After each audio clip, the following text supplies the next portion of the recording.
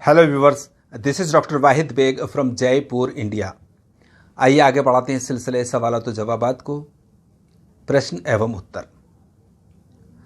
सबसे पहले लेते हैं सवाल नसीम कौसर साहिबा का। नसीम कौसर साहिबा का सवाल है कि हब्बे पपीता में पपीता का पाउडर की फॉर्म में इस्तेमाल किया जाता है क्या? जी हाँ मोहतरमा, हब्बे पपीता में पपीता को सूखा करके पाउडर बना करके इस्तेमाल किया जाता है। अगर आपको बाज़ार में पपीता सूखा हुआ नहीं मिलता है तो कच्चा पपीता ले करके उसका बीज निकाल करके और उसको छोटी छोटी फाँक या काशें बना करके और सुखा करके फिर इस्तेमाल कर सकते हैं, लेकिन सुखाना लाजमी है। वाजिद खान साहब का सवाल है, एक बहुत इंपॉर्टेंट सवाल है।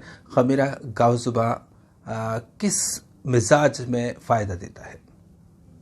देखिए वाजिद साहब, वैसे तो खमीरा गावजुबा सभी मिजाजों में अच्छा फ़ायदा देता है, लेकिन ये ख़ास तौर से सौदावी अमराज में बहुत फ़ायदेमंद है। लेकिन इसकी एक शर्त है कि जहाँ पर भी हरारत हो वहाँ इसके रिज़ल्ट्स बहुत अच्छे होते हैं। सौदावी अमराज में अगर हरारत है तो बहुत अच्छे रिज़ल्ट्स रहते हैं। सफ़रा में हरारत है तो बहुत अच्छे रिज़ल्ट्स रहते हैं जो कि होती है। और बलगमी अमराज में भी अगर हरारत शामिल है तो इसके रिज़ल्ट्स बहुत अच्छे होंगे। और अगर बलगम में सिर्फ वही सर्दी और रतूबत है जो कि बलगम का ख़ासा है तो इसके रिज़ल्ट्स वहाँ पे अच्छे नहीं होते। जहाँ बलगम ज़्यादा होता है या जब मैदे में बलगम हो या लंग्स में बलगम हो, ऐसी जगह पे जबकि हरारत नहीं हो, वहाँ खमीरा गावजुबा सादा अच्छे रिज़ल्ट्स नहीं देता।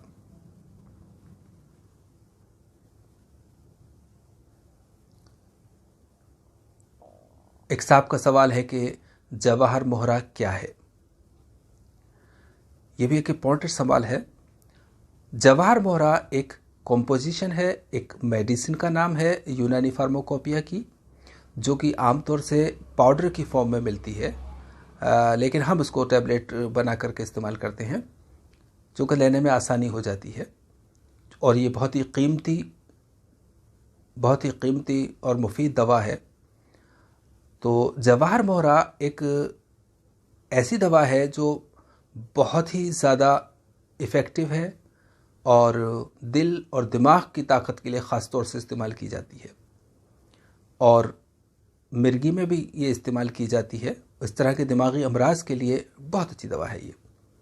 लेकिन इसकी एक ख़ास बात जो ये है कि जो लोग बहुत ज़्यादा कमज़ोर हैं, दुबले पतले हैं, या जिनको बीपी लो रहता है, ब्लड प्रेशर कम रहता है, ऐसे लोगों में ये बहुत फ़ायदा करती है। लेकिन इसके अलावा एक फ़ायदा और है इसका। जो लोग बहुत दिनों से बीमार होते हैं और बीमारी की वजह से वो इतने कमज़ोर हो चुके होते हैं कि लगता है कि मौत करीब आ चुकी है, अब बच नहीं पाएंगे, करीबुल मर्ग या कहें कि आलम नज़ा में पहुँच चुके हों, ऐसा वक्त जबकि मौत करीब होती है, मरना एक अनअवॉइडेबल थिंग मान लिया जाता है, तो उस वक्त में जवाहर मोहरा, जबकि पेशेंट बोल भी नहीं रहा हो, क़ुव्वत गोयाई ख़त्म हो चुकी हो, पेशेंट बिल्कुल बोल नहीं पा रहा हो और अब ये लग रहा हो कि किसी भी पर दम टूट सकता है, ऐसे वक्त में अगर जवाहर मोहरा की 60 मिलीग्राम से 125 मिलीग्राम की खुराक शहद में मिला करके या मलाई में मिला करके या ऐसे ही मुंह में डाल दी जाए दूध के साथ, पानी के साथ, तो ये इतनी जल्दी और बहुत अच्छी अक्सर केसेस में एनर्जी देता है कि पेशेंट कुछ देर के लिए ही सही बोलने लग जाता है, उसके अंदर हिम्मत आ जाती है, क़ुव्वत गोयाई वापस आ जाती है। तो ऐसे वक्त में जबकि मरीज़ बिल्कुल मौत के करीब होता है, हालांकि एक बहुत तल्ख़ हकीकत है लेकिन कहना पड़ता है, तब इसका इस्तेमाल बहुत फ़ायदेमंद साबित होता है।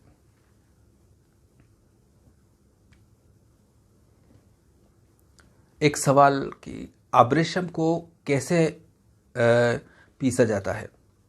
देखिए, आबरेशम को पहले साफ़ किया जाता है, साफ़ करने के बाद उसको तवे पर सेक लिया जाता है, गरम तवा पर उसको उलट पलट करके सेक लिया जाता है। सेकने से उसकी जो नमी है वो ख़त्म हो जाती है, वो खुश्क हो जाता है। अगर ज़रूरत पड़ती है तो कभी कभी उसको जला भी लेते हैं, इतना सेकते हैं कि वो जलने जैसा हो जाए, और कई जगह पे जलाकर भी इस्तेमाल करते हैं। लेकिन हम यहाँ पर जब असल में दवाउल मिस्क मोतदिल सादा के जो कैप्सूल हमने दिखाए थे उसमें हम दो चीज़ें दिखाना भूल गए। एक तो अब्रेशम को उसमें पीसना, जो कि ऐसे ही पीसा जाता है। दूसरा चांदी के वर्क, चांदी के वर्क को भी दवाओं में डाल करके आप मिक्सर में चला लें, वो सब उसमें शामिल हो जाते हैं।